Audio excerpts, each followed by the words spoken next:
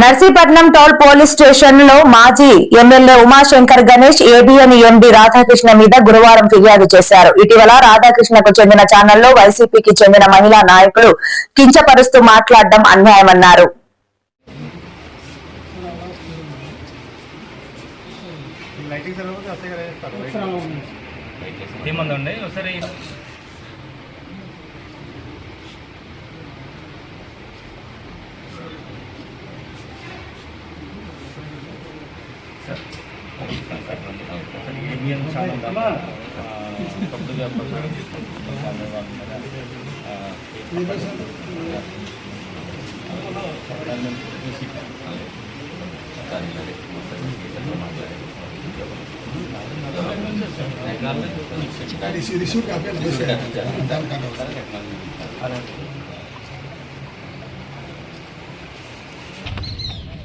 అందరికీ నమస్కారం అండి.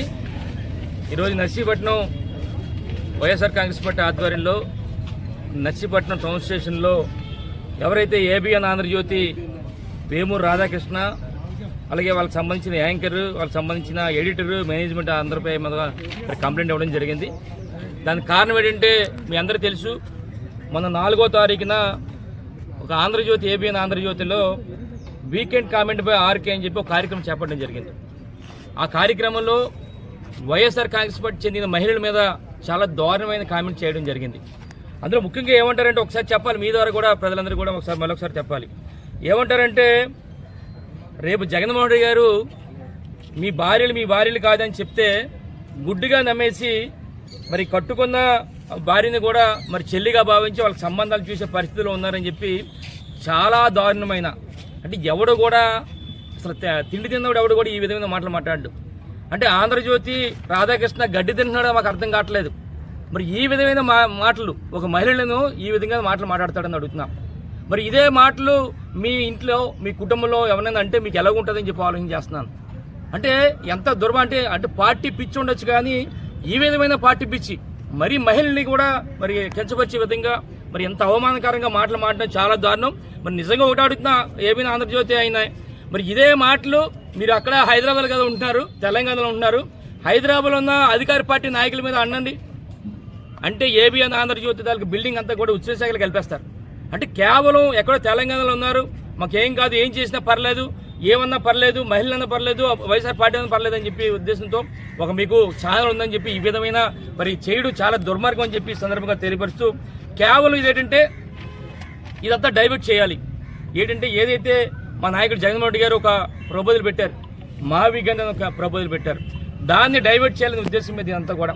అదేంటంటే ఈరోజు మావిగంధ మీద ప్రతి ఒక్కరు కూడా చర్చ జరుగుతుంది. ఈరోజు రాష్ట్రంలో ప్రతి ఒక్కరు కూడా మరి వైఎస్ఆర్ కాంగ్రెస్ పార్టీలో చర్చ జరుగుతుంది. ఏంటంటే మచిలీపట్నం, విజయవాడ, గుంటూరు ఈ 3 కూడా కలపమంటారు. అంటే ఈ 3 కలిపితే 110 కిలోమీటర్లు సుమారుగా. ఒక విజయవాడలో ఇక్కడ ఎయిర్పోర్ట్ ఉంది, మచిలీపట్నంలో వాటర్ ఉంది, గుంటూరులో ఒక బ్రహ్మాండమైన సెంట్రల్ సంబంధించిన రైల్వే స్టేషన్ ఉంది. అంటే ఈ 3 కూడా కలిపి రాజధానిగా చేస్తే 110 కిలోమీటర్లు. ఇప్పటికే అవన్నీ కూడా మరి అభివృద్ధి చెంది ఉన్నాయి, మరింతగా అభివృద్ధి చెందుతుంది. కేవలం 20,000 కోట్ల రూపాయలు ఉంటేనే సరిపోద్ది. ఇది ఏదైతే అమరావతి ఉందో 2 లక్షల కోట్ల రూపాయలతో వేస్తున్నారు. అది కూడా ఎప్పటికవుతో తెలియదు. ఆ 2 లక్షలు 3 లక్షలు అవుతుందా, 4 లక్షల కోట్లు అవుతుందా అని తెలియదు. కేవలం 2 లక్షల కోట్లు దానికి పెట్టే బదులు ఇక్కడ కేవలం 20,000 కోట్ల రూపాయలు పెడితే బ్రహ్మాండంగా చేస్తారని చెప్పి ఈ సందర్భంగా జగన్మోహన్ గారు చెప్పినప్పుడు రాష్ట్రంలో ప్రతి ఒక్కరు కూడా దీని గురించి మాట్లాడుకుంటున్నారు. ఈ మాట్లాడుకునే టైంలో దీన్ని డైవర్ట్ చేయాలనే ఉద్దేశం మీద ఈరోజు మరి ఆయన కేవలం ఈ మేవగాన్ని తప్పుదారి పట్టించే లేదా ఈ విధంగా తప్పుడు రాతలు చేస్తున్న సంగతి మరి మీ ద్వారా తెలియపరచడం జరుగుతుంది.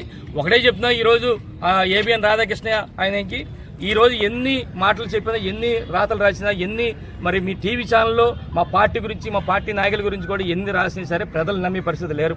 ఈరోజు నిజంగా చెప్పాలంటే ఈరోజు రాష్ట్రంలో వైఎస్ఆర్ కాంగ్రెస్ పార్టీ నాయకులు కానీ, కార్యకర్తలు కానీ, అభిమానులు అందరూ కూడా ఎంతో గర్వంగా ఉందాం. మేము వైఎస్ఆర్ పార్టీలో ఉండడం గర్వంగా ఉంది.